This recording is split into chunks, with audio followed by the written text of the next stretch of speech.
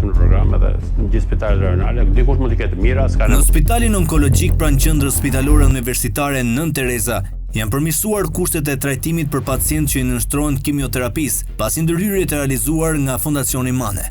Investimi ka ndërsuar drejt për drejt nevojat e një shërbimi ku çdo ditë trajtohen pacientë nga e gjithë Shqipëria. Në kuadër të kësaj ndërhyrje, Fondacioni Mane në koordinim me Ministrinë e Shëndetësisë ka dhuruar 30 poltron të rinj me parametra modern, ka riparuar 7 poltron ekzistues dhe ka kontribuar në përmirësimin dhe zgjerimin e hapësirës së trajtimit. Për herë të parë është krijuar dhe një ambient i ri dedikuar për marrjen e kimioterapisë ditore, tashmë plotësisht funksionale dhe në dispozicion të pacientëve. Pavioni i rinovuar u vizitua dhe nga presidenti i Fondacionit Mane Samir Mane, i cili u tregua i gatshëm për të shtrirë këtë nismë në të gjithë Shqipërinë. Kjo ndërhyrje është pjesë e misionit të Fondacionit Mane për të mbështetur shëndetin dhe mirëqenien në komunitet përmes investimeve me ndikim të drejtë për drejtë dhe të menjëhershëm në jetën e njerëzve.